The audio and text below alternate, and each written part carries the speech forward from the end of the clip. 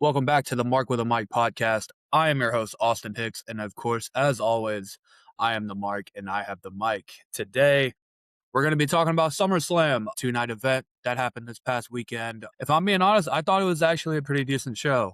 I came in with kind of little to no expectations, but I ended up being it's not going to go down as like a pay-per-view of the year or anything like that, but I fairly enjoyed it. I think night two was a little better than night one. I think night one, I don't know. It was just something was missing from night one, I think. But night two, it had a lot of moments. It had better matches, especially the main event. But we're gonna get into that in a little bit. I have just some updates. We are now officially on Spotify and Apple Podcasts. If you're one of those people that would rather listen than watch on YouTube, we have that option now. So I'm on Spotify, Apple Podcasts. All you got to do is just search Mark with a Mic and I will be there. All of the episodes I've done so far should be up. Didn't want it to take as long as it did to get on like actual like platforms and stuff like that. But I wanted to make sure social medias were set up. I wanted to make sure the YouTube was going okay. I'm also on all of the social medias. My last TikTok that I posted actually got a pretty decent response, so I appreciate that. And I'm on Instagram, Facebook, Twitter, YouTube Shorts, pretty much all of the social medias you can think of. I'm on. All right, now we are going to actually get into SummerSlam. Night one. We're going to be doing both night one and night two. Like coming into this show, I wasn't all that excited. I thought a lot of the builds to these matches have been very not great to just pretty bad, honestly. It didn't feel like one of their big shows of the year outside of a few matches. And what started off night one was Liv Morgan versus Io Sky.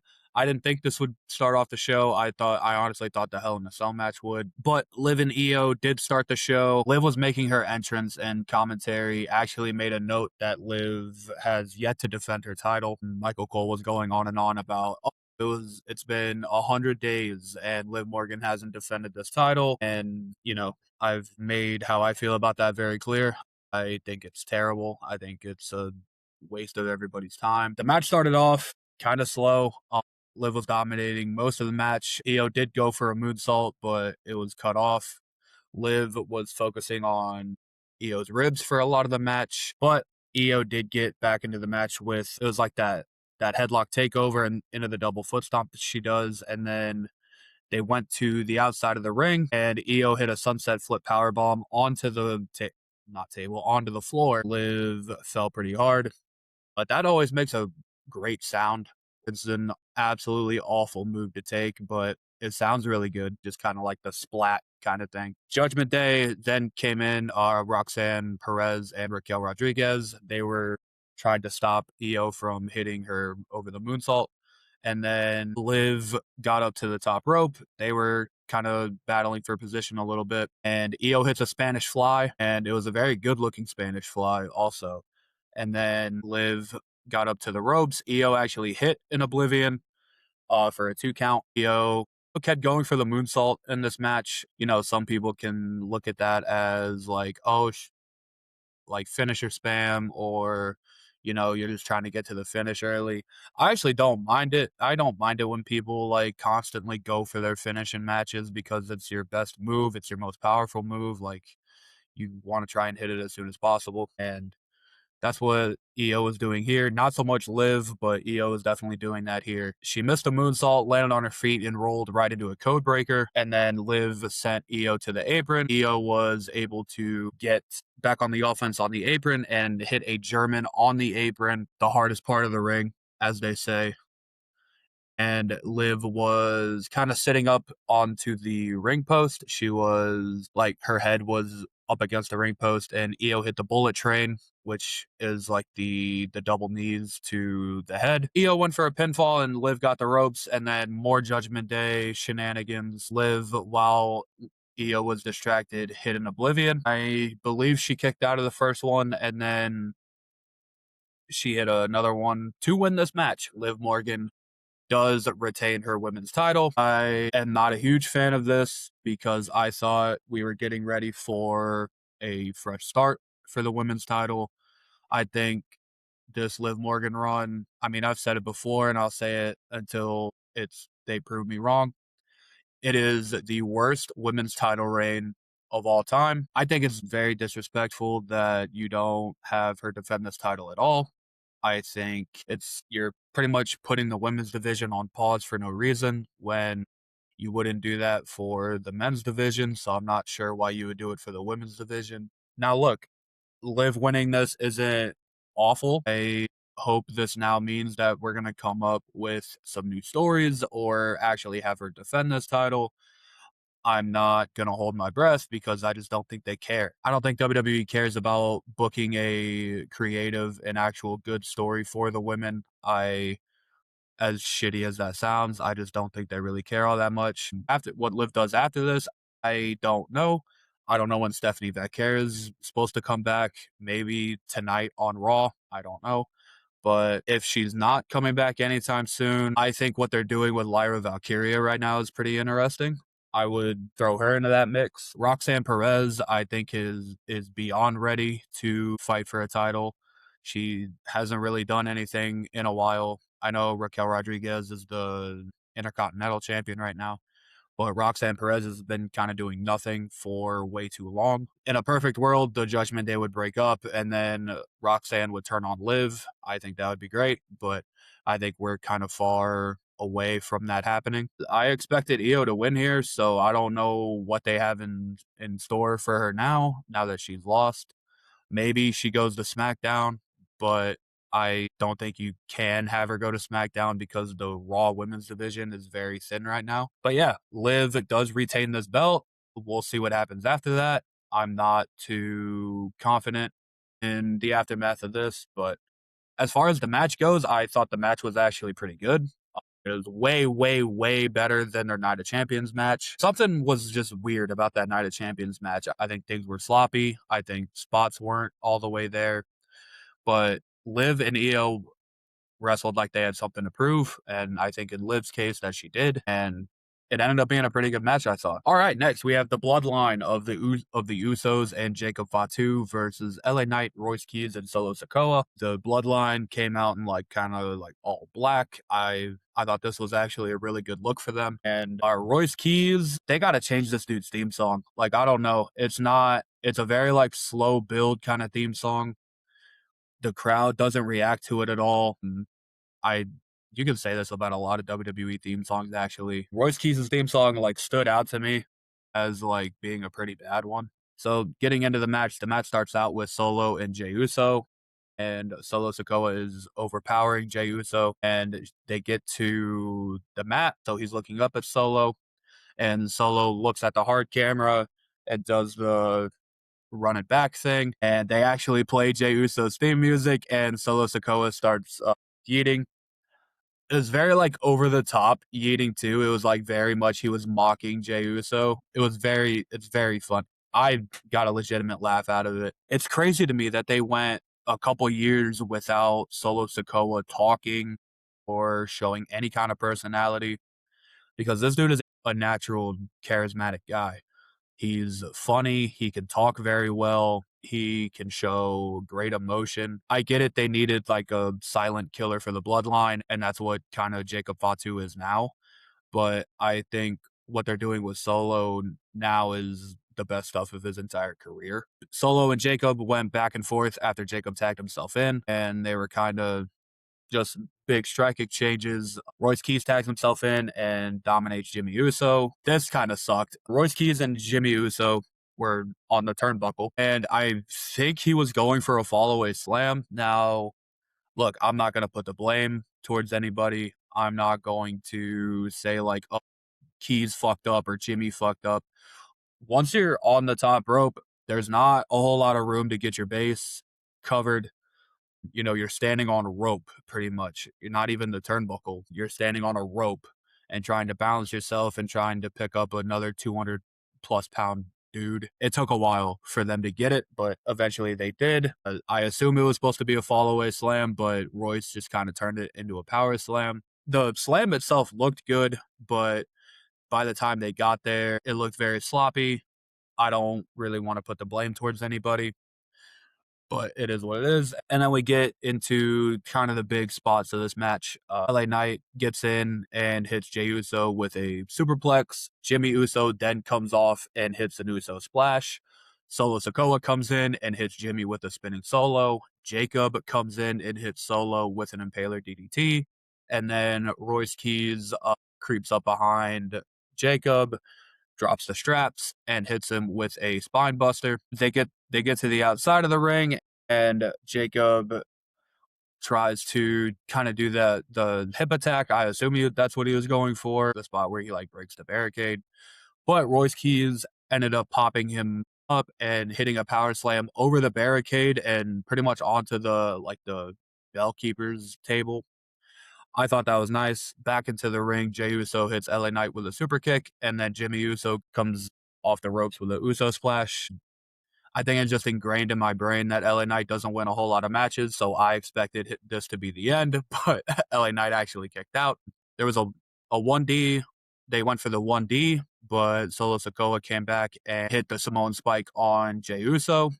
This set up LA Knight to hit the BFT to win the match. Yes, LA Knight actually won a match on a pay-per-view.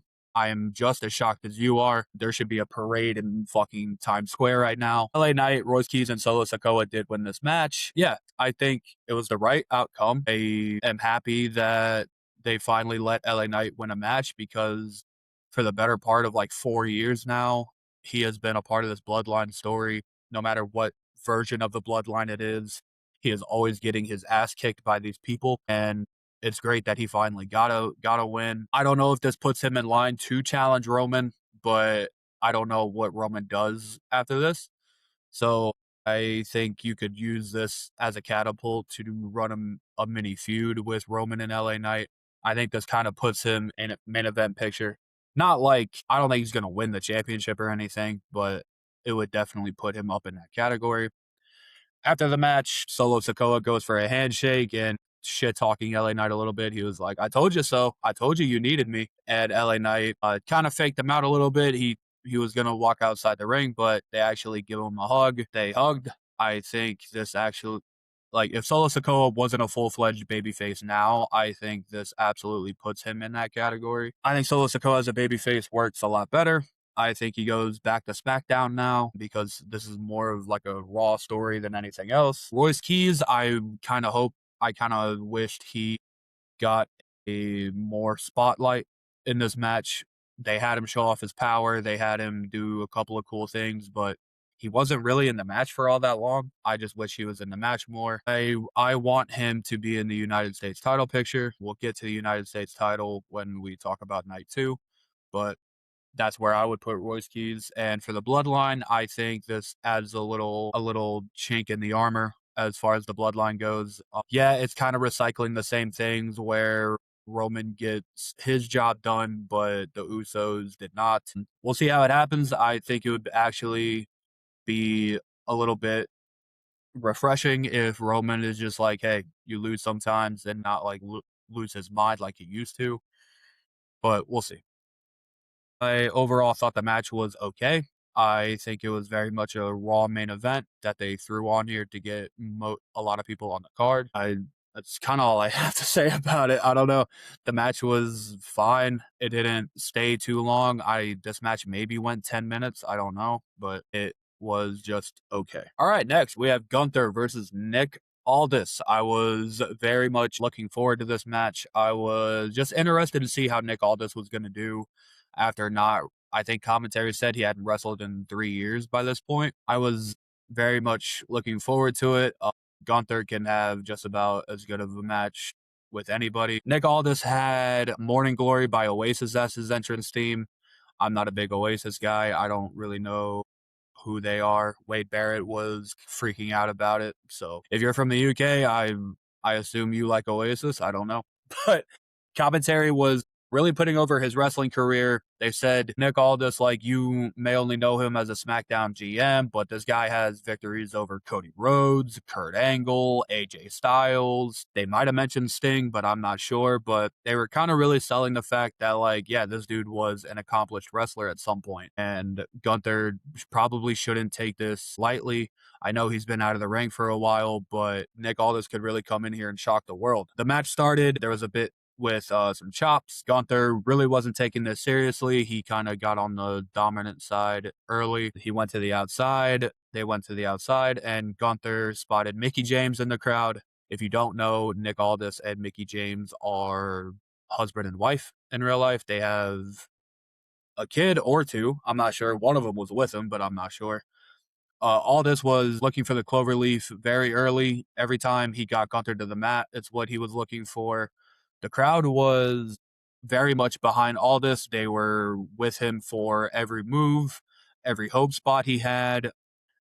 Commentary was also very much behind Aldis, especially Wade Barrett, because I think Wade Barrett said he had his first match ever against Nick Aldis in a bar or something. So yeah, they were kind of putting over the fact that like Aldis can actually win this match, and he got a little bit on the offense here with a big superplex, and then he hit a Davey Boy Smith power slam. I thought it was just a regular ass power slam, but I guess since all this is from the UK, it has to be Davey Boy Smith. He came off the top rope with 2 elbow drops, one to like Gunther's chest, and then he flipped him over and hit another one to his back.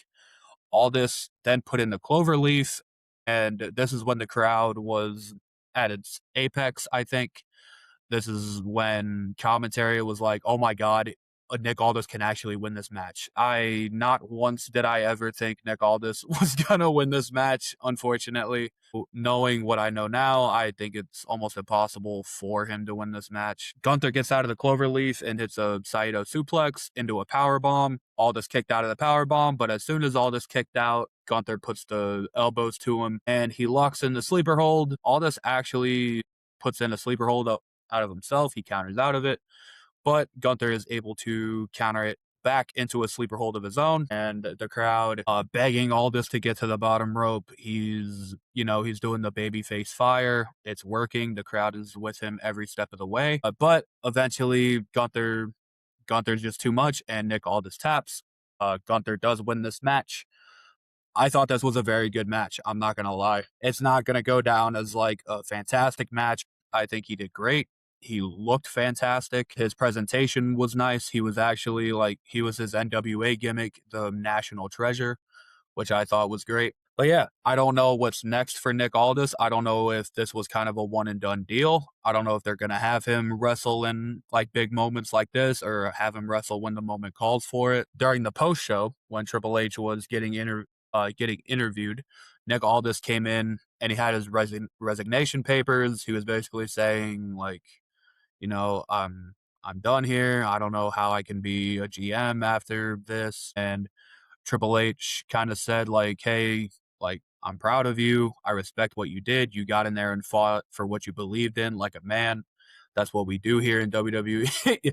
This is what we do. Triple H then tears up the resignation papers and he officially reinstates Aldis as the SmackDown GM. So at least for now, Nick Aldis is going to be only a GM. He's not going to be like wrestling every week or an active member on the roster.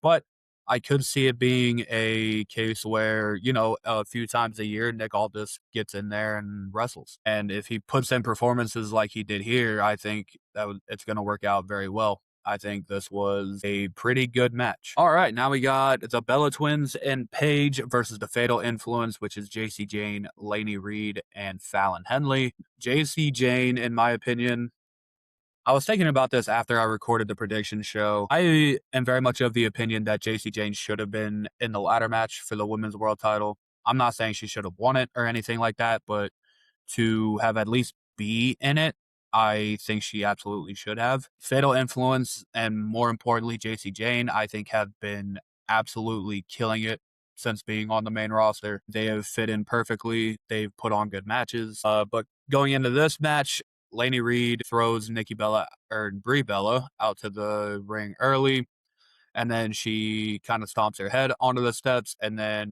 Jacy Jane follows it up with a cannonball. And this right here is when Brie Bella gets hurt. She gets hurt very early into this match. It was a shoulder injury. I saw a close up of the spot and it looked like it was her collarbone. For some reason, she didn't have her arms down when JC was coming in for the cannonball, and it kind of pushed her shoulder inward. Yeah, I mean, it happens. Injuries happen in wrestling. She was able to finish the match, so respect to her. The Fatal Influence kind of isolate Brie for a while. They're knocking Paige and Nikki off the apron, but Brie is able to eventually tag in Nikki. She gets the hot tag. She hits Lady with the Bella Buster or the X Factor or whatever you want to call it. She hits the Rack Attack, but she gets broken. It gets broken up by Fallon Henley. Fatal Influence eventually gained control back into the match by a big knee from Laney. I don't know what Laney and Fallon call this move. It's kind of like it's like a wheelbarrow type move.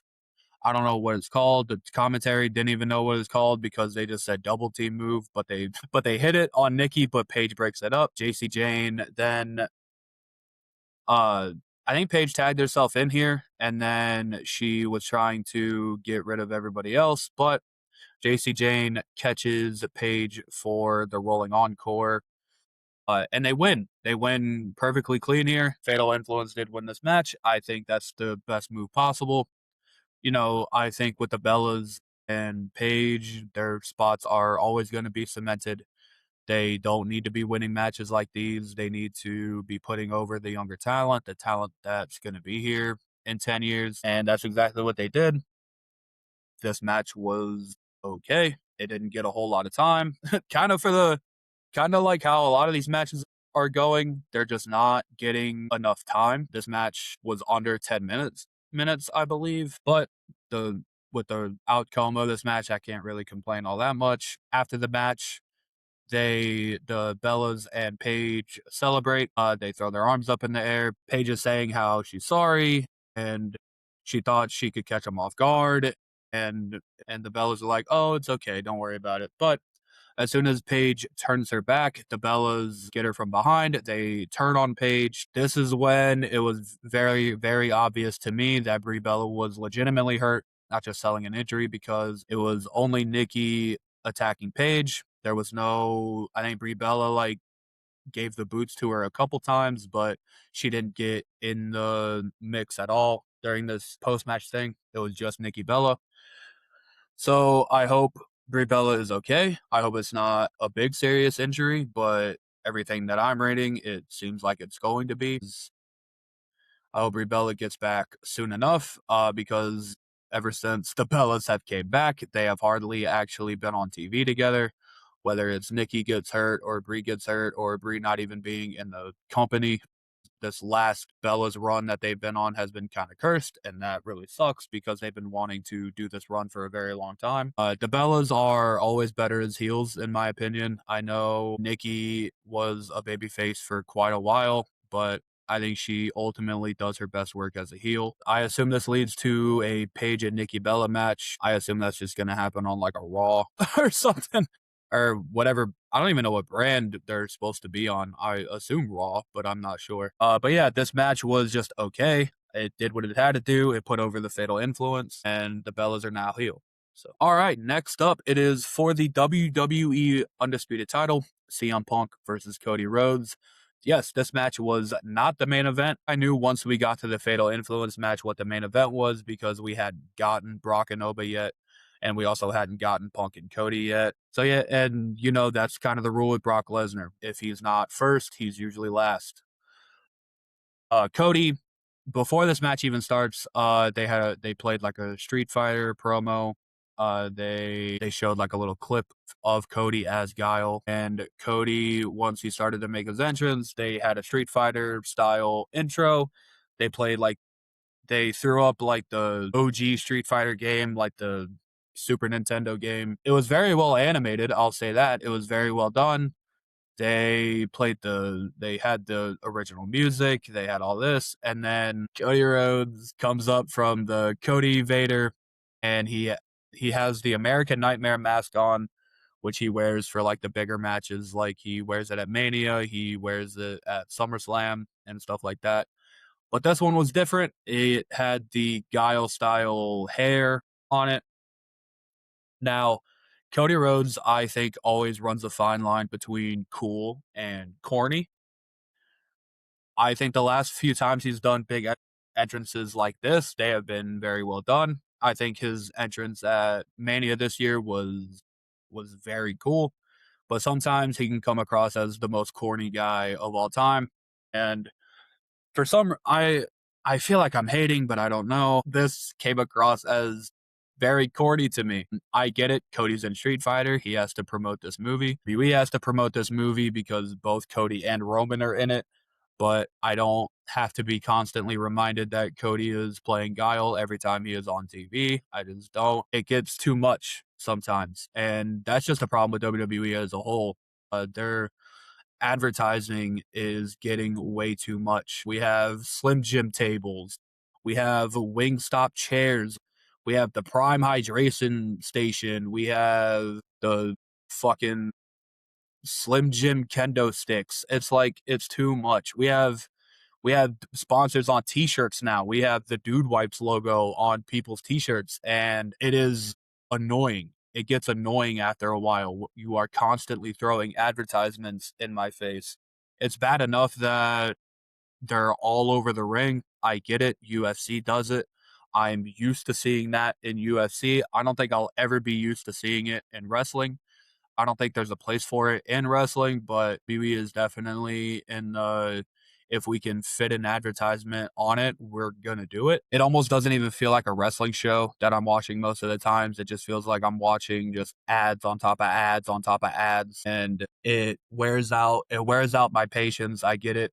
There's money to be made. WWE makes a shit ton of money from these advertisements, but when I am sitting through a 3-minute ad break on ESPN just to only come back to the show that I'm wanting to watch.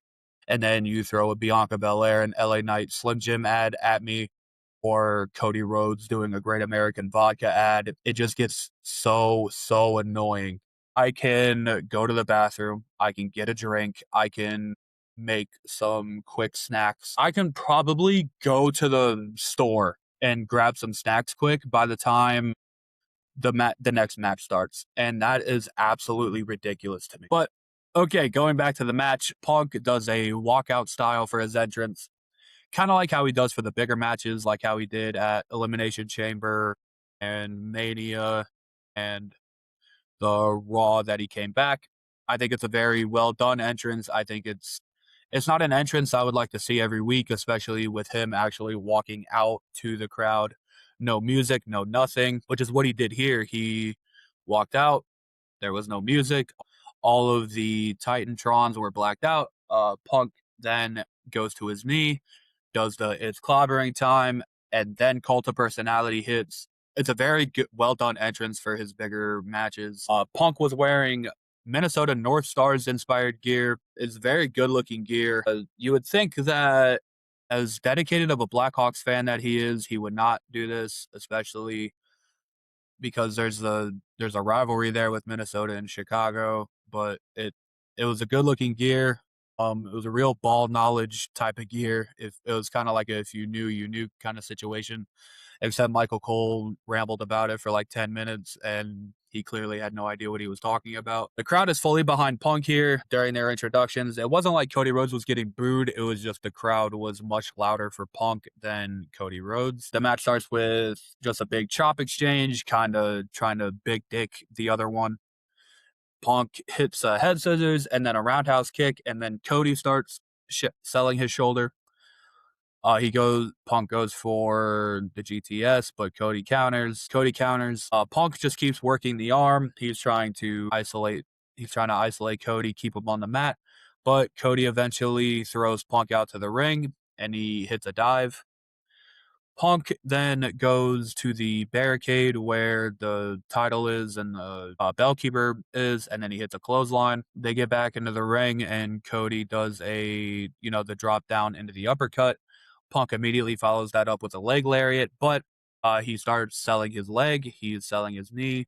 He said he land.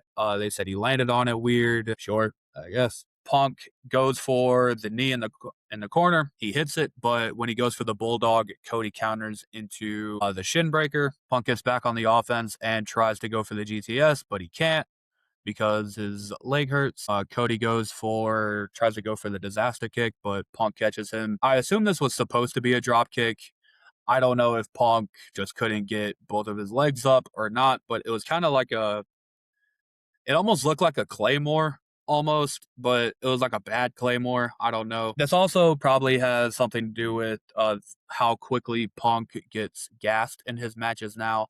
I don't know what's going on with Punk. It's been like this ever since he's came back to wrestling, but ever since he's came back to wrestling, it seems like 2 minutes into this match and he is absolutely sucking wind. He is beyond tired. He's super red. He's sweaty. In my opinion, it kind of adds to his performance of like old man Punk, of like he's always finding the will to win. I think it actually works out in his favor, but when you try and do some things like this, it happens sometimes. But off of that kick, Punk goes up to the top rope for an elbow drop and he hits it, and then he sets up for another GTS. Cody gets out of it and hits a Cody cutter. He hits a Cody cutter from the top rope. Cody is fully in control here, but Punk counters the crossroads. He tries to go for a GTS again, but he gets countered into a figure four. Punk is in this figure four for quite a bit. He's really selling the fact that he was working on one leg. Cody is I don't know, applying pressure. It looks like he's air humping the fuck out of Punk's leg, but it's always the weird part about a figure four is like you apply pressure by like basically like fucking the dude's leg. Punk eventually flips the pressure over and then gets to the ropes. Punk then gets into the Anaconda Vice. Cody then grabs the ropes. Punk then goes for another knee in the corner, but Cody is able to catch him into an Alabama Slam. At least he tries to. He does like an airplane spin style, but just when he's about to slam him, Punk counters it into another Anaconda Vice. This time, Cody just overpowers out of it. He hits a crossroads, but he kicks out. Okay, so Punk gets Cody Rhodes to the mat. He goes up top. Commentary is like, what is CM Punk doing? They're like shocked. CM Punk proceeds to hit the worst moonsault I have ever seen. He doesn't even flip really. It's more, like how Alexa Bliss does Twisted Bliss, where it's kind of a flip, but it's like sideways. That's basically what Punk did, but it was backwards. He legitimately almost kills Cody Rhodes, I think, because his knee was coming for his head quick. Commentary tries to cover up for it and is like, oh, he didn't get all of it. No, he didn't fucking get any of it, actually. He missed. What made it worse is Punk still went for a cover. Don't do that. Please don't do that. It makes everything look worse. At least Punk is able to laugh at himself. He laughed at himself pretty good. And I just had to talk about it. Some people said it's a tribute to Terry Funk, which sure, but Terry Funk never threw a moonsault that bad. Punk has always done shitty moonsaults, even going back to his ROH days. I don't know if he just wanted to pull it out here because it's a big match or what, but horrible moonsault. But Cody is able to kick out. After the moonsault, Punk does hit the GTS, but Cody gets his arm on the rope. Punk then goes and sets up Cody on the announcer table. He hits a GTS on another go to sleep on Cody. And then Cody lays on the announcer table. So now Cody is laid out. CM Punk goes to the top rope. He throws his arms up in the air like Macho Man. And then I wish this looked better because the way Punk fell here was fucking insane. But Cody moves before Punk even jumps. I get it. You want to get out of the way quick because it's a table. It's an announcer table, so you don't know what's going to happen. I get it. But Punk goes for the elbow, but Cody moves. CM Punk eats so much shit here. It is unreal. He lands on the table feet first.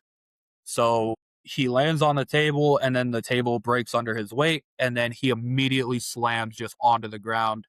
It looked gnarly. It sounded gnarly. They showed a wide shot of it and it looked really good. honestly. Credit to CM Punk at his age. He's in his late 40s. You know, all the injuries he sustained, all of the wear and tear that's on his body, and he's still doing shit like that. I think that's awesome. Cody then gets Punk back into the ring and he goes for another Cody cutter. Punk moves the ref into this way. Cody is distracted, gets him up for the GTS. He does the bounce off the rope spot, which is quickly becoming a very overdone spot.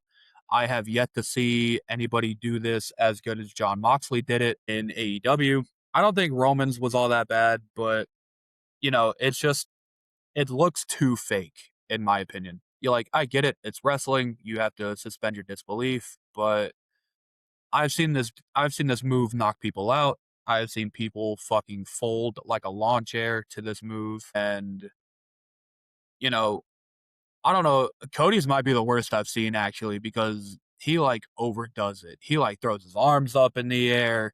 He perfectly lands back into the position of the GTS, which I don't like. I think Moxley did it the best because he kind of like fell on him. It looked natural. But Punk could not hit the second GTS. He counters it into a crossroads. But just as Cody is going to wake up the ref, we see somebody running from the crowd. The the fans are losing their minds, and it is Randy Orton. Yes, Randy Orton returns here on night one of SummerSlam. While I was recording the prediction show, a report came out from Dave Meltzer in The Observer that Randy Orton and Kevin Owens were pretty much seemingly on their way back to WWE very soon. Now, that's pretty much all he said. He didn't give specifics. He didn't say anything about SummerSlam. He just said, yeah, they're probably on their way back soon. And Randy Orton, sure as shit, showed up and RKO's Cody Rhodes. The crowd loses their minds. He winks at the camera and he leaves. So the discourse about Randy Orton, I think, was very hilarious because it was, coming out of WrestleMania, it was like Orton's hurt. Orton wants to take time off. And then there was people that were saying Orton's not hurt. Orton is just wanting to spend time with his kids because it's the summer. So I don't know where you guys live in the world, but my summer doesn't start in early April. It usually starts in June. I don't know why Orton would be wanting to take time off that early if his only plan for the time off was to spend time with his kids during the summer. And a lot of people look towards Randy's tweet that pretty much disclaimed that he was hurt. Not once in that tweet did he ever say he was hurt. He just said he wasn't going to be around for a while. And I'm of the opinion that while I don't think Orton was as hurt as people were saying he is, but I think he was banged up, and I think Orton is somebody you have to be careful with, considering his massive back injury that kept him out for the better part of 2 years. If he wants to take time off, or if he has lingering injuries or whatever it is, I think you give it to him because once Randy Orton is too valuable to have out for a long time. So if this is what his schedule is now, where he works a few months and then takes a month or two off, I think that's fine. I think Randy Orton has more than deserved that. You can tell good stories with this, and I am excited to see what the story of Orton and Cody is going to be now that we are not in Mania season and we don't have any TKO meddling. We don't have Pat McAfee. We don't have anything. It's only going to be Orton and Cody, and I'm excited about that. Going back to the match, CM Punk gets back into the ring, hits a GTS, and pins Cody Rhodes to retain the WWE Championship. Just like I suspected, you would not have CM Punk win this match if the only plan you had was for Cody Rhodes to win this belt right back at SummerSlam. Now, I saw people saying this match wasn't good or this match fell flat. And while, yes, this match wasn't fantastic or great or anything like that, I wouldn't call this a bad match either. I think this is kind of par for the course of what CM Punk has been doing in his main event matches. It starts off very slow and then it's a gradual increase until we get to the climax of the match, and the crowd, and say what you want, but the crowd was with it for the end. The crowd was very excited. They were reacting. Punk is still champion. Cody Rhodes can now finally do something that's not involving the championship, which I think is going to be great. We get to see just what a blood feud between Orton and Cody looks like, because we, for some reason, just didn't get it at WrestleMania. What's next for Punk? It gets revealed in night 2, and we'll get to that in a little bit, but it makes me very excited. But yeah, overall, I thought this match was good. It's not going to go down as like a barn burner or an instant classic or anything, but it was one of the better matches on night 1. I would put it as the best match of night 1, but Liv and Io was also pretty good. Yeah, CM Punk is still WWE champion. All right, and then your main event of night 1 of SummerSlam is Brock Lesnar versus Oba Femi inside Hell in a Cell. Oba is still getting the monster reactions that he's always been getting. I made a note of this. I don't know why. I just thought it looked kind of jarring to me. Brock is wearing elbow pads. It is the first time in this entire second run that he is wearing elbow pads. I don't know if he just wanted to or if it was a way to sell the fact that he's about to be in the fight of his life. It's Hell in a Cell. It's Oba Femi. But the match eventually does start. It starts out hot. Oba gets on the offense. He does the shoulder tackles into the corner. But Brock is able to get some offense back with 3 or 4 German suplexes in a row. But on the 4th German suplex, Oba pops right back up and sends Brock out to the ring. Brock is able to catch Oba off guard, though, and send him to the steel steps. Oba does the same and introduces a table and then gets Brock and sends him through the table. It was honestly that quick. Oba then gets back into the ring, but Brock introduces steel steps and he hits Oba 3 times with the steel steps. You don't see this very often of a guy just hitting the dude in the face with steel steps. It looks great. It sounds great. Oba sold it very well. This match was very fast. This match was going it was like a sprint. It wasn't like one-sided, or it wasn't like he's going for all the finishers in the world. I mean, we do get to that point eventually, but it's not like 2 minutes into the match and we're hitting F5s, but it was to really sell the fact that like it was a fight. You know what I mean? He hits Oba with the steps and then he grabs a chair and he hits Oba with a chair to the back. He hits more Germans and then he hits a vertical suplex onto the steel chairs. And then he finally goes for the F5, but Oba does end up countering. He then is beating him down in the corner and all this stuff like that. Brock then gets back on the offense and goes for an F5, but Oba counters it into a choke slam. He then does that move where I don't even know what it's called. I don't know what commentary calls it. It's that move where it's basically a back suplex, but instead of a suplex, he just ends up throwing Brock as far as he can. It is incredibly impressive how far he can throw Brock, considering that Brock weighs about the same as he does. He then goes for the fall from grace, but Brock is able to kick out.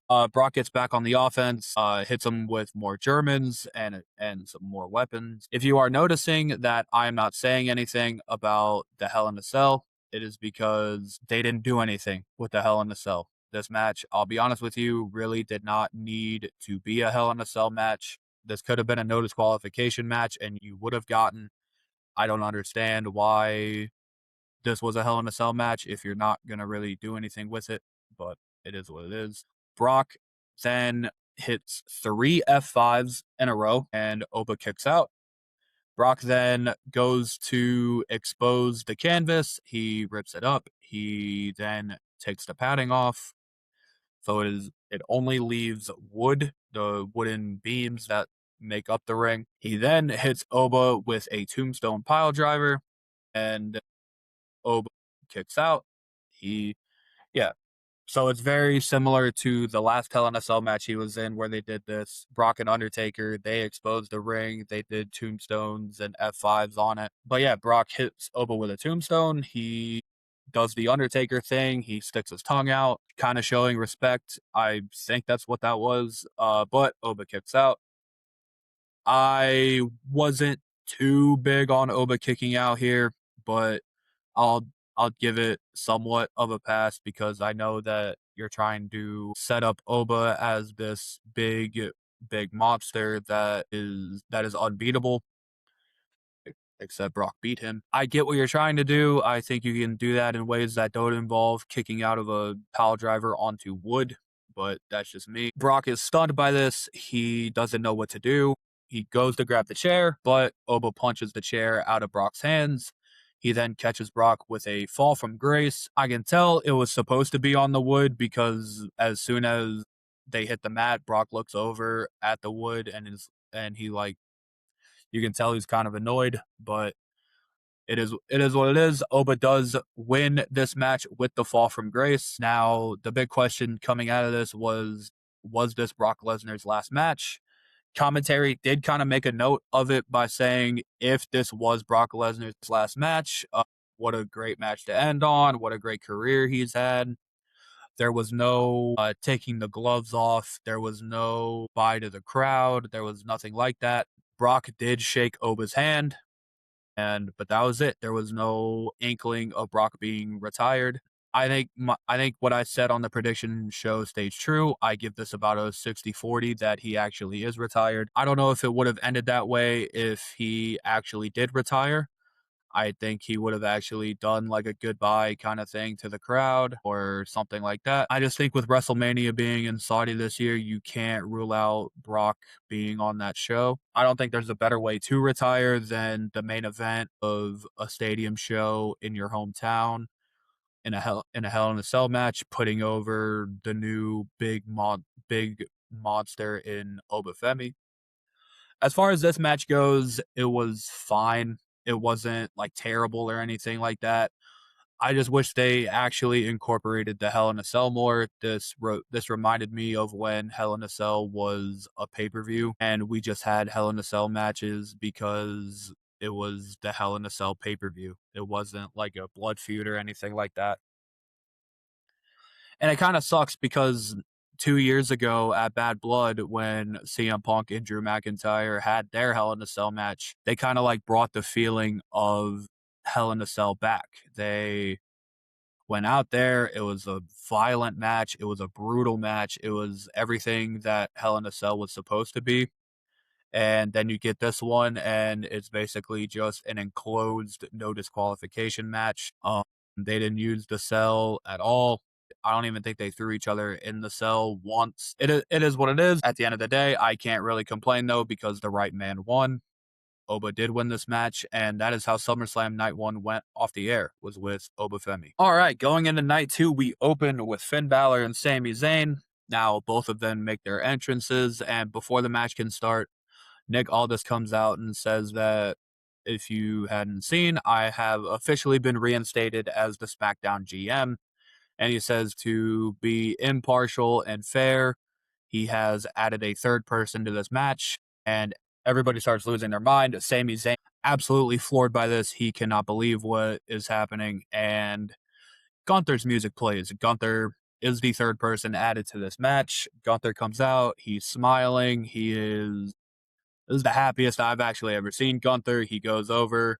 I couldn't tell if he was shit talking Nick Aldis or kind of just, you know, talking. I think it was kind of shit talking Nick Aldis, but they shake hands and Gunther makes his way to the ring. But before the bell can ring again, Nick Aldis said that he's not done yet and that he has decided to make this a fatal four-way. And he has added one more participant to this match, and it's a very long pause. The crowd is very quiet. They don't know who's about to come out. And then Kevin Owens' music hits, and the crowd lose their fucking minds. I lost my mind. Kevin Owens is back after 17 months off on the shelf. He had a very serious neck problem that he got surgery for, and every time he was asked about, when are you coming back? Are you coming back?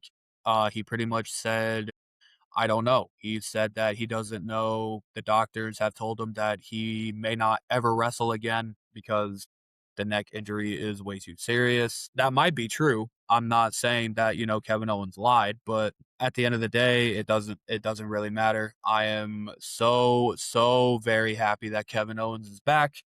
It breathes new life into SmackDown. which SmackDown desperately needs. They need big names. They need names that people care about. And Kevin Owens is one of those people. Kevin Owens was visibly emotional, as he should be. There were people in the crowd crying. Kevin Owens eventually gets in the ring, and the match starts out hot with Kevin Owens attacking Gunther. They attack, he attacks Balor, cannonballs to both of them, which leaves Owens and Sammy in the middle of the ring, and they stare each other down. Sammy, the entire time Kevin Owens makes his entrance, his jaw is dropped. He is shocked. He is stunned. He doesn't know what to do.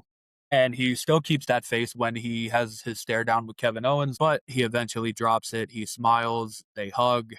And then they start doing the hockey fight thing because with Kevin Owens and Sami Zayn, they are truly, truly destined to do this forever. And that's just awesome. I have watched these two guys pretty much my whole time watching wrestling, and to see where they're at now is I truly couldn't be happier.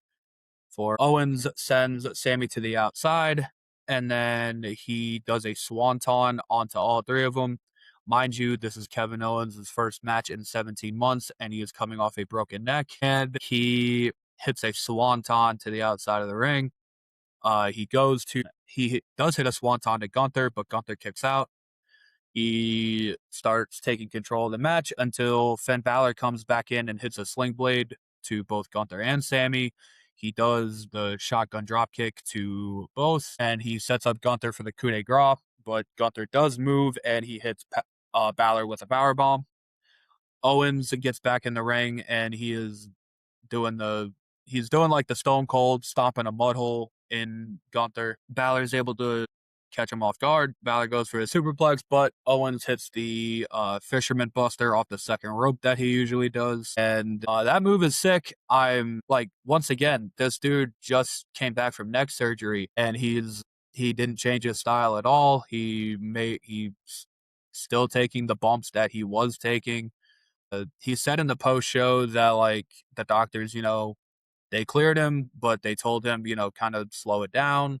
You slow it down if you want to extend your career and all this other stuff. And Kevin Owens basically said like, that's not me. That's not what I do. I will wrestle the same exact way that I always have been. And if it means I'm only wrestling for 2 more years, that's all it means. That means I'm wrestling for 2 more years, but we're going to the wheels fall off. I'm not changing. That's awesome.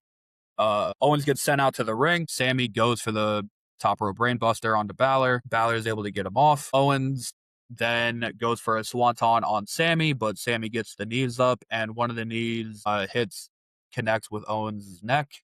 So Owens is selling it big time. Sammy is worried about it, but he is not all that worried about it because he then tries to go for a haluva kick, but mid-run to the haluva kick, Gunther catches Sammy in a sleeper, but Balor breaks it up with hitting a coup de grace. Gunther goes for one of the lariats to Owens, but Owens hits a super kick and sends Gunther outside of the ring. Sammy hits a blue thunder bomb. Owens kicks out, but he once again goes for a haluva kick on Kevin Owens, but Kevin Owens hits a super kick and a stunner to win this match. Now, that means Kevin Owens is the number one contender for the WWE Championship in his first match in 17 months. That now means at some point soon, we are getting Kevin Owens versus CM Punk. I am unbelievably excited for that. I think that's going to be fantastic. I cannot wait. It is going to be just the promo battles alone, I think, make it must-watch TV. This is desperately a feud that SmackDown needs at the moment. They need that feud that feels like you can't miss a week of TV. And I think that's what we're going to get with CM Punk and Kevin Owens. I don't know how soon they're going to run this match. I hope they give it more of a build. I honestly wouldn't. I wouldn't do this match until Money in the Bank at least. So you have pretty much a month to build this match out. I hope they just don't turn around and do it like on SmackDown in a couple weeks because I think that would be a waste. But as for this match goes, this match was a sprint. It was spot after spot after spot after spot. This match only went like 8 minutes long. I could have used another like 10.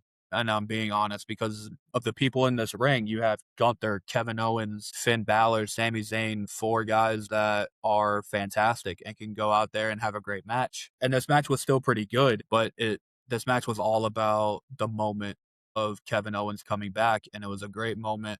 And it makes me very excited for the future. It makes me excited that Kevin Owens is just back and healthy. He looks fantastic. And yes, he is now the number one contender for the WWE title. All right, next we got Trick Williams defending the U.S. title against Baron Corbin. Baron Corbin, this is his first match back in WWE since re-signing. He has a new theme song. It's terrible. Not that that should be a shock because Def Rebel is incapable of making good music. For every good theme they do, there's about 50 other fucking terrible ones that they make. I don't know. I don't know why they couldn't just do the theme song they had already made for him back in 2024. But it is what it is. Lil Yachty is back with Trick after not being around for a few weeks. He got his own little entrance, but it was just to introduce Trick. Trick immediately goes after Corbin. Like a minute or so into this match, Trick already introduces a table.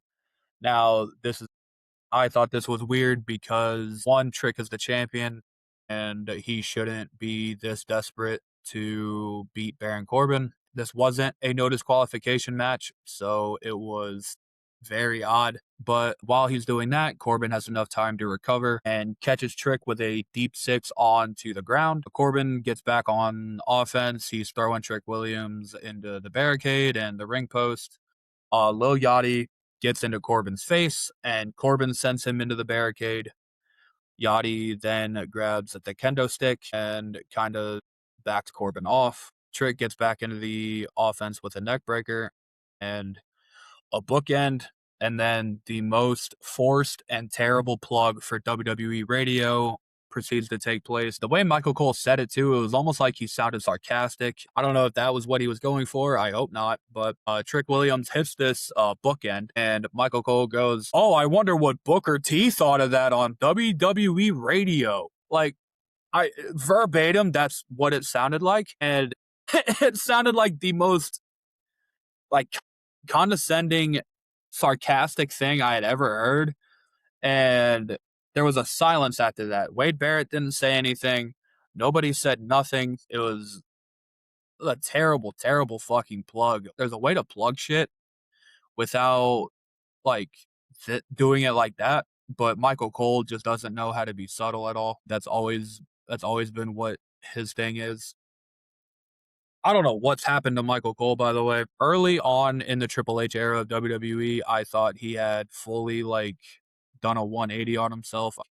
I thought he was doing his job very well, but over the past year or so, I think he has gone back to being an absolutely terrible announcer. He isn't subtle about anything he says. He tries to go deep into online talks and tries to make it seem like it's factual, but he's missing spots. He doesn't know the names to certain moves, and it can really take you out of some things. And it happened here with this fucking WWE radio spot. Speaking of spots, Corbin goes to run the ropes, and he has to basically yell at Lil Yachty to get to his position. And even then, Yachty is still late. Yachty is still late to his spot because Corbin runs the ropes, but then freezes there, and he waits for Yachty to hit him with a kendo stick. He eventually does, and then Trick hits a Death Valley driver. Baron Corbin goes for the end of days, but Trick flips out of it into a spinning big boot.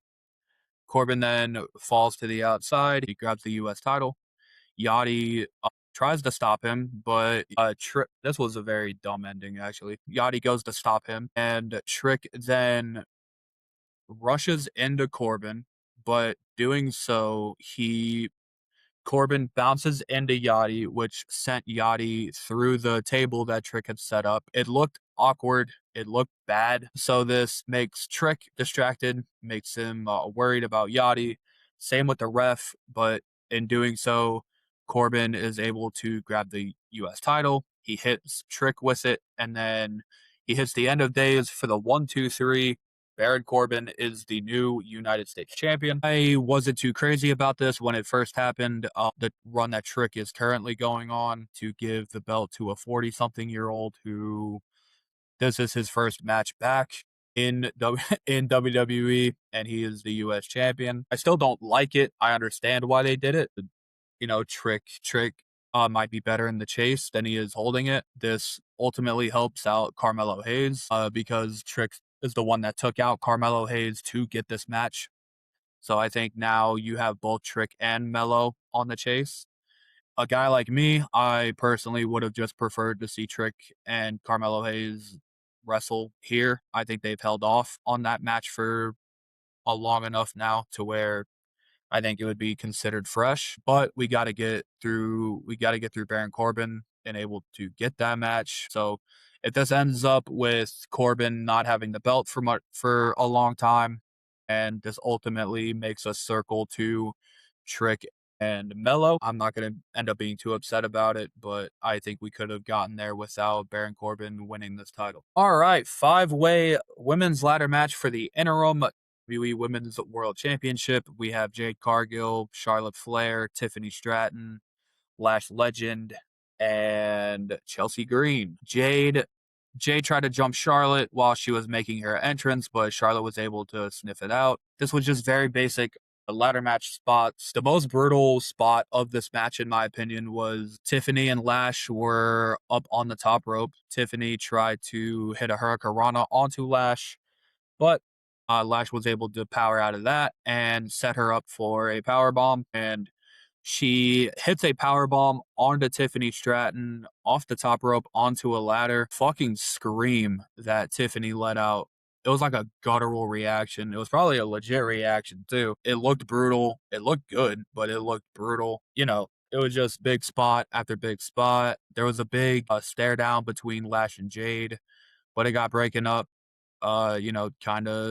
Kind of soft teasing an eventual match between those two. I'm surprised they haven't done that match already, but I think with Jade skipping NXT, that match probably would have happened on NXT, but maybe not. So the closing segment of this match I thought was actually very well done.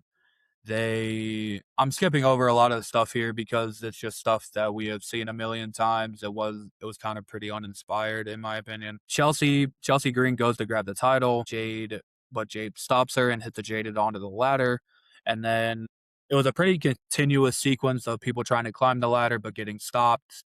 So Jade climbs, she gets stopped by Tiffany. Tiffany climbs, she gets stopped by Charlotte. Charlotte climbs, gets stopped by Lash. Lash and Tiffany are up on the ladder together. She fights Lash off the ladder. Tiffany goes to grab the title off of the little thing, but Chelsea Green pushes the ladder off, and Tiffany does her spot that she insists on doing, even though nobody knows how to catch her properly. She hits a swanton off the ladder onto everybody else, leaving Chelsea Green by herself. Chelsea takes the longest time I've ever seen to climb a ladder. This allows the baddies, which are Meechin and BFAB, to fight off Chelsea. But Charlotte eventually gets back to her feet. She fights off the baddies. You get Jade and Charlotte fighting on the ladder, but they eventually knock each other out. And then the only one in the ring again is Chelsea Green. She is caught up. She is caught up into the ladder, but she is able to swing herself back up and then goes up the ladder and grabs the title. Chelsea Green does win this match. The crowd was very much behind Chelsea Green this entire time. They got loud. They got very loud for Chelsea, especially towards the end there. Yeah, I don't know. I don't think anybody deserves this more than Chelsea Green. I think she is doing incredible work at the moment. She's been doing incredible work. She was the person I least expected to win this match. I thought she was just in this match just to have another person in this match. But I'm very happy that she won. The crowd lost their minds. As far as this match goes, I'll be honest with you. This match just wasn't very good. It is like every ladder match that I have seen before. It, spots it was just spot after spot after spot after spot after spot. People were no selling a lot, which I don't really like in ladder matches. Yeah, you have to no sell to a point because it's a multi-man match. You need to get in there. But, Tiffany Stratton did that very gnarly ladder spot with Lash. A minute later, I think she's already back in the ring, setting up more spots that she has to do.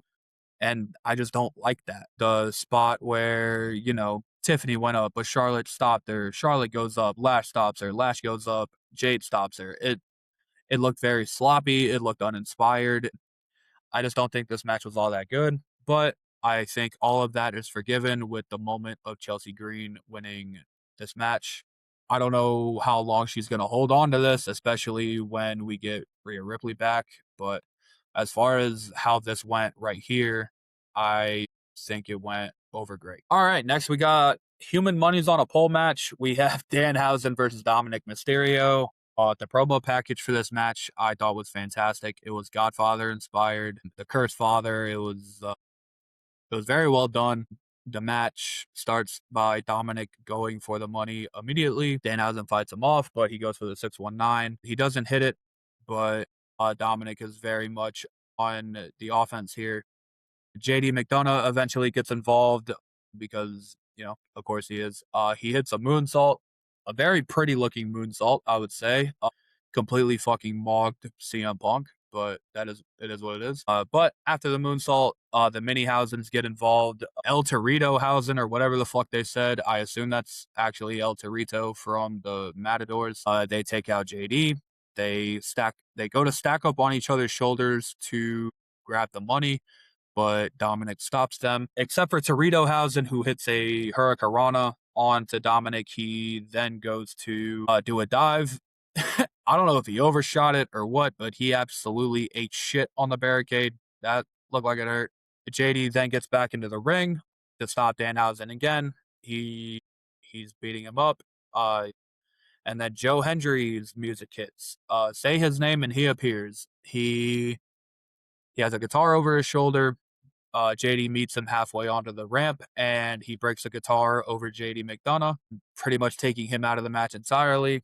Back into the ring, both Danhausen and Dominic are onto the top rope.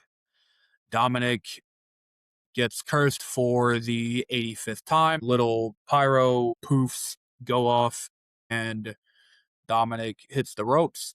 He does like the nuts on the rope spot, and Danhausen wins. He wins the 100,000 human monies. He gives it away to the fans. He gives some to Michael Cole, only for Michael Cole to find out some of it is real money. Some of it is the Danhausen dollars or whatever they're calling them that you can buy on WWE Shop. They actually do kind of look cool. I wouldn't buy them personally, but if you're a collector, if you're a big Danhausen fan, they look cool. I kind of wanted to spend some time talking about Dominic here because I can't lie, I noticed it. A lot of people online noticed it. Dominic Mysterio right now he visibly looks incredibly checked out with what he's doing. And if I'm being honest, it would be hard not to be if you were in Dominic's shoes right now, because think about where he was a year ago. He was getting monstrous reactions. He got incredible reactions at WrestleMania. He was Intercontinental Champion. He was presented way better than what he's presented now. And you fast forward a year later, he has been feuding with Danhausen. He has been reduced to doing comedy spots with Danhausen. And not to say that it's not over. Not to say that Danhausen's not popular or whatever the case may be. Dominic should be doing more than being reduced to doing this. This is what JD McDonough is in the Judgment Day for. JD McDonough should be the one taking the fault for Danhausen, not Dominic Mysterio, where he comes out here, he looks incredibly checked out. He's wearing old gear. He doesn't even have like new gear made or anything like that.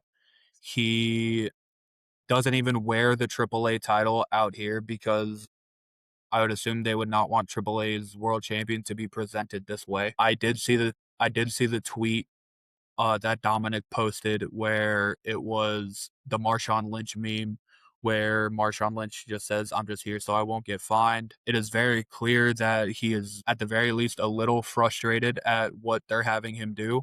And I would be too, because we're coming up on AAA's biggest show of the year, Triple Mania, and they are doing this with their world champion. They're having him getting shit on by Danhausen. Danhausen gets the one up on the Judgment Day every single week. And that I just don't think that should be happening to a guy who is a world champion in another company.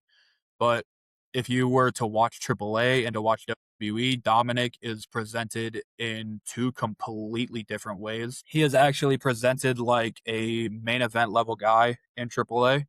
He is a mega star in AAA.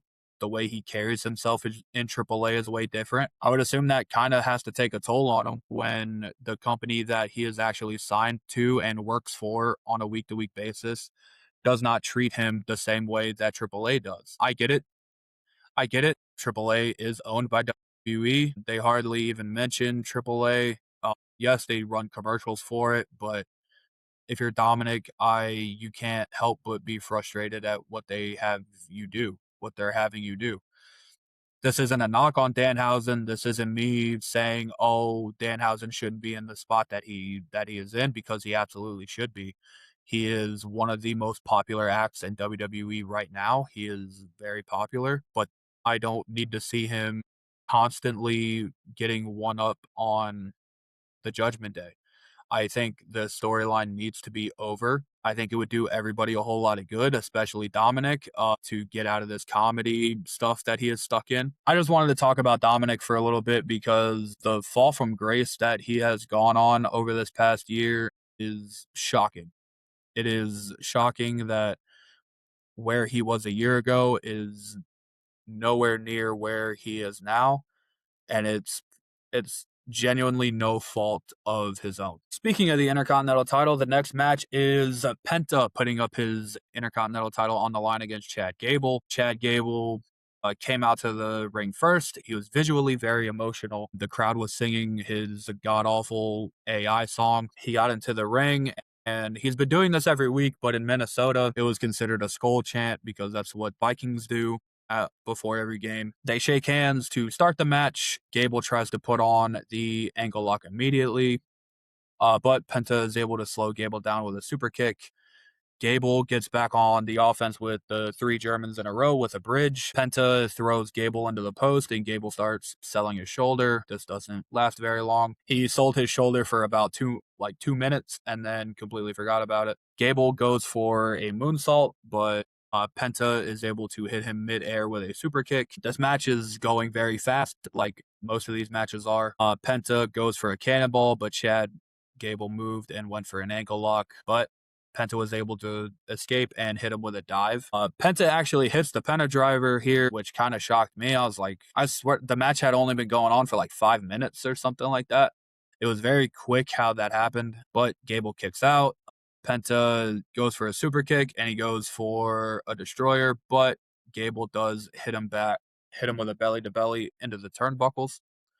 Chad goes for a headbutt, but Penta catches him and he does. I wish he would stop doing this spot. He does the arm break thing here where he kind of ties you up and he wraps one arm around his leg.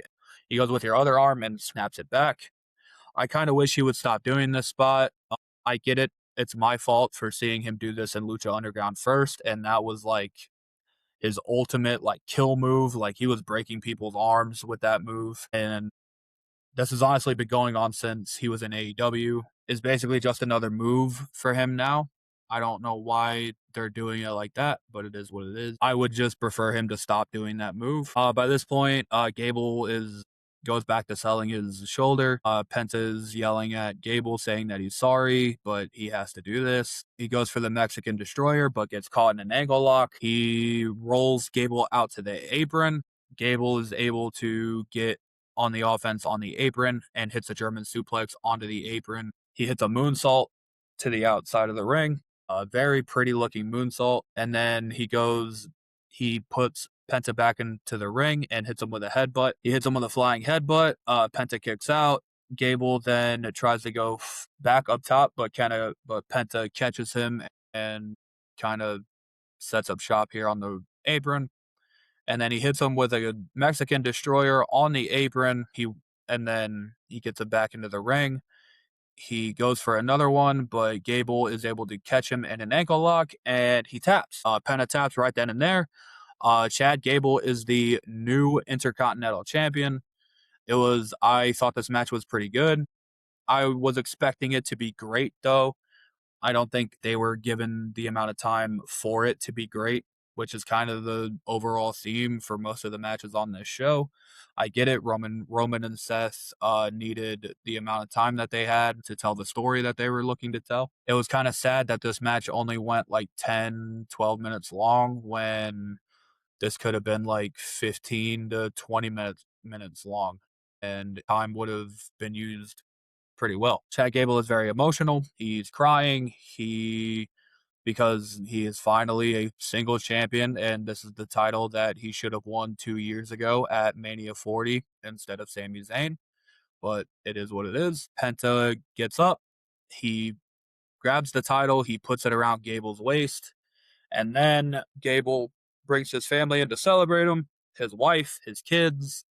Uh, I assume those were his parents that were with him. He then gets on the mic and goes, "I am Chad Gable, and I am from Minneapolis, Minnesota, and I am now Intercontinental Champion." Wasn't much of a promo, but the crowd was into it. So he's celebrating with his family, and then Gable looks up at the apron, and then the camera pans, and it is the mug root beer dog. He has two mug root beer cans in his hand, and he gives them to Chad Gable, and Chad Gable does the Stone Cold beer bath thing. And I could not have rolled my eyes harder than I did right here, because why are we doing this here?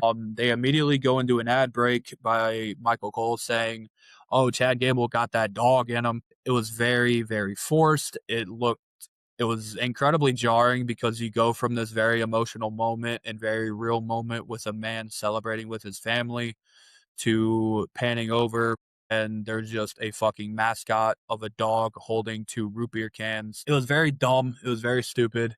And this is what I've been saying with WWE going way too far into the advertisement things to now they are pretty much ruining genuine heartfelt moments with these advertisements that no one's gonna see that and be like, "Man, I want a root beer right now." You know what I mean? Like, no one's gonna be watching this. Like, it takes you out of the moment completely. I don't know why they would do this. I think it's very lame. I think it comes off as forced and disingenuous, and just let Chad Gable have that moment with his family.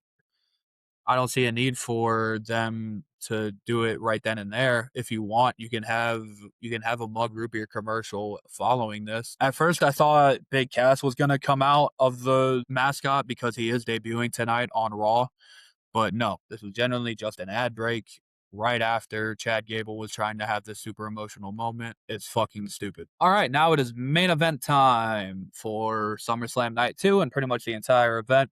Roman Reigns defends the World Heavyweight Championship against Seth Rollins. Seth Rollins starts to make his entrance, and the Shield intro starts to play. It didn't get into the music or anything like that. It was the Sierra, Hotel, Delta, Lima, Alpha, Shield.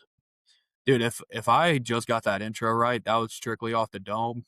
That's that's sick. It was very creative how they shot this. They had Seth in like Shield gear, but it was a part of the screen. But the way they shot it, it looked like he was standing right then and there in the Shield gear. But then he kind of like burns the Shield vest, like kind of. And then his music hits and out walks Seth.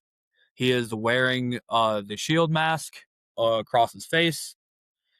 And then Roman, as always, takes 15 minutes to do his entrance. The match starts out how most Roman matches starts, slow. Bunch of lockups, a lot of talking, a lot of just feeling out. Rollins is finally able to get some offense in with a sling blade, and then Roman catches Seth with a lariat, and then does the 10 clotheslines in the corner. After this, Roman already starts to call for the Superman punch, but Seth gets out of the way and hits him with a rolling elbow. Seth does the triple dive, the triple dives that he does. He goes for a fourth, but Roman is able to catch him and then hits the drive-by kick. They then go out to the crowd, and they're out here a while. They do a whole lap around this stadium almost. Commentary kind of makes it a point that the ref's not counting because they don't want this match to end in a double count out or disqualification or whatever the case may be. This is not a no DQ match. They are not supposed to be out here for this long. If you want outside fighting and going into the crowd, but not a whole lot of weapons, just say like no countouts. Just say something like that. You know what I mean? It doesn't have to be a full on no disqualification match. You know, in like the WWE games where you could go and turn off count out as a setting, just do that. You know what I mean? But while they're in the crowd, Roman hits Seth with a suplex onto some steel crates. It looked brutal. It sounded brutal. Roman then goes for a spear to get back into the ringside area, but he does hit the diving knee that he does. Roman is set up now near the barricade, and Seth goes for a spear, but then Roman, right when Seth connects with him, he slaps on a guillotine. I thought this looked fantastic. It almost looked satisfying in a way how Seth's head just kind of fit into Roman's arm, and then he hits a power bomb through the announcer table. Michael Cole, the king of subtlety, strikes once again. He cannot help himself, and he calls it a shield bomb. I guess when Roman does a power bomb, it's a shield bomb. It's fucking ridiculous. Roman then takes apart the other announce table and is going to do the same thing, but Seth actually counters and hits a power bomb to Roman through the table of his own. He gets Roman back into the ring and hits a pedigree.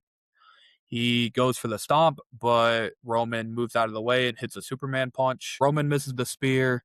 Seth actually does hit him for the stomp. Roman kicks out. Seth goes for the superplex and Falcon Arrow, but he gets the superplex off, but when he goes to try and get the Falcon Arrow, Roman locks in the guillotine, and he fully locks it in. He lays down on the mat with it. This was very, very impressive on Seth's part. He powers out into a suplex, but before he can actually connect with the suplex, Roman counters and hits the spear, but Seth kicks out. And this is when we get to kind of the bloodline cinema story, whatever, of Roman's matches where they're laying down. They're laying down. They're both on their knees, and Roman is telling Seth that he will always be number one. He said, no matter what you do, no matter how many titles you win, no matter what happens, that Roman is always going to be number one. He goes for a spear, but Seth actually catches Roman off guard with a spear of his own, and then Seth does his rebuttal, basically saying that he owns his ass. Every time they wrestle, he wins. You just can't get the shield out of your head. I will always be one step ahead of you no matter what. Seth goes for a buckle bomb, but Roman counters and hits a buckle bomb and a stop of his own. Seth and Roman are now exchanging words. Seth said, This is where the bloodline comes in. This is where you need all the help you can get to win a match." And Roman goes, "No, there's not going to be any bloodline. This is just me and you. This is how this has to end. This has to end with just me and you, nobody else." Back and forth blows then start. The ref then gets taken out, and then here we go, right? I expected at least the Usos to come out or anybody from the bloodline to come out, but nobody from the bloodline came out. I think that's great. This was a really cool moment to me. They are still doing the back and forth. Roman hit him with one of like the uppercuts that he does. Rollins then does the rebound lariat that Dean Ambrose used to do. The crowd actually popped for it, and they made note of it on commentary. Roman then bounces back and hits Seth with dirty deeds or paradigm shift, Death Rider, whatever you want to call it. It's the DDT that Ambrose/Moxley does. Roman then goes for a spear, and then he accidentally hits the ref. Seth catches him with a stomp, and here we go, right? Seth goes outside to the ring. He grabs a chair. Roman is set up. He is climbing up on the ropes, kind of like how it was with when the Shield broke up. But for some reason, Seth hesitates. He can't do it. Roman sees him out of the corner of his eye. He stops him. Roman grabs the chair. He has all the time in the world to do it. Seth is expecting him to do it. He's like clenching up. He is ready for it to happen. But Roman throws the chair out of the ring. He said, the Shield, this is over. It has to end right here, right now. Hockey fight breaks out. Seth slaps Roman a few times. Roman counters with a headbutt. And then Roman hits a Superman punch.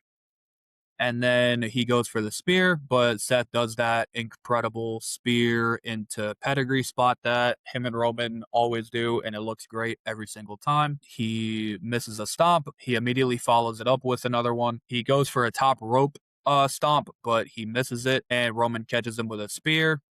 He hits Seth with another spear.